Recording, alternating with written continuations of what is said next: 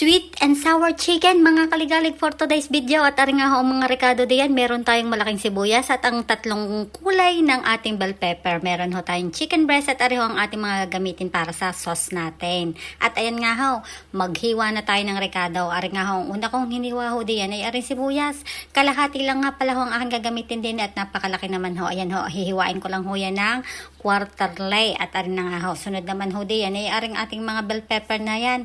Ang inuna ko ho diyan ay yung kulay green, tapos tinanggalan ko ho ng buto at hihiwain ko ho ng pahilis. Yan naman pwede din ang hiwa ay square o pabilog, depende ho sa inyong nais. Pero ang akin hong gusto lang ay papagarnay. Nga po pala pwede din ho nyo itong lagyan ho ng yung pinya, pero ako ay walang pinya at arin na lang ho ang aking mga rekado din. Sisimplihan lang natin ang mabilisan lang. At ayan nga ho, sinunod ko naman ho diyan ay aring red bell pepper na aray, tatanggalan ulit ho natin yan ng buto at hindi naman ho kasama sa rekado yung buto ng ating bell pepper char. At ayun nga ho, hiwain ho din natin yung kagaya na nun sa ating green ho. Yan ho nga pala ho, hindi ko ho gagamitin yung isang buo, kakuha lang ho ako ng aking kakailanganin para din eh. At baka naman ho, pag hiniwa ko ng tigi isang buo ay baka magiging sweet and sour bell pepper ho aray. Yan ay kukulang ho tayo ng ilan laang at para lang ho pangdagdag kulay sa ating rekado, sa ating reseping aray. At ayun nga ho, nahiniwa ko na rin ho aring kulay dilaw na bell pepper na yan. At pagkatapos ko ho yung mahiwa, edi ang susunod ko naman ho din yung hiwain, edi aring ating chicken breast. Ayan, kita ninyo, hihiwain ho natin yan ng bite size. Huwag masyadong malaki, huwag din masyadong maliit. Pag malaki, baka maluugan. Pag subaw, pag sobra naman liit, nako bitin naman ho. Kaya tamang-tama lang ho sa bite size. Ayan ho, hiwain ho natin ng papagayan. At pag yan ho inyong nahiwa, yan ho ating ibababad lang ho sa ating asin, paminta, at saka ho yung garlic powder o kaya ho yung chicken powder. Depende lang naman ho yun, optional lang ho yung garlic o yung chicken powder. Kung wala ay ayos lang. Kung meron, iti ayos din lang. Hindi rin ho dito gumagamit ng bitchain. Ayan, nakakita nyo yan. Yan ho yung pinakapampalasa lang ho diyan ay yung asin lang ho at yung white pepper natin yan. At pag yan ho yung naibabad ninyo ng mas matagal ay mas mainam para kapit na maigi ho yung lasa.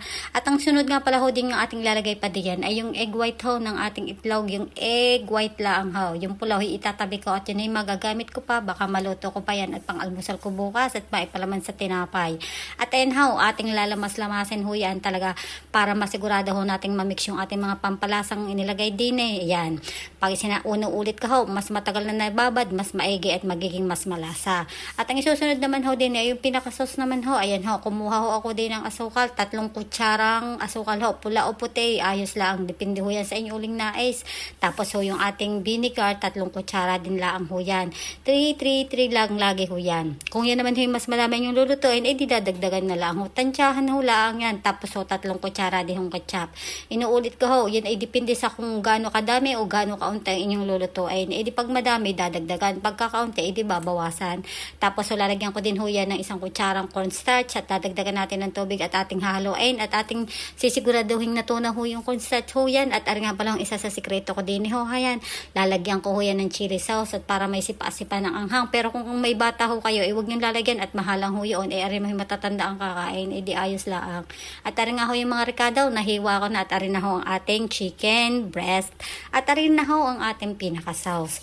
At ayan ho, ating lulutuin. I-deep-fry ho natin yung ating chicken na papagayin ho. Pag nailuto ho natin, garni ho yung kulay na gusto natin. At ayan ho, susunod na ho natin ang pagigisa.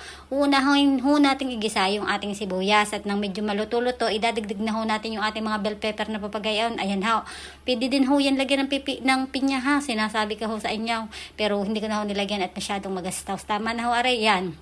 Nakita nyo, inaalog-alog ko at nakikita ko din ho yung sa mga chef inaalog-alog yung kawalay At pagkatapos ko ho yung magisa-gisa ng kaunti, dadagdag na ho natin yung ginawa nating sauce. Halo-haloy ng kaunti, tulo-tuloy ng kaunti, wag naman masyadong matagal at baka maging putla na, maging ano na ho yung kulay ng ating gulay ay hindi maganda. Kailangan talaga ho buhay na buhay yung kulay. At ayan ho, ilalagay na ho natin yung chicken at ating imimix masyadong maigi para ho makoated talaga ho yung ating sauce yung ating chicken. At ayan na ho ang ating finished product ng ating sweet and sour chicken. Version ko ho yan. Charan! And thank you for watching and God bless. Bye-bye!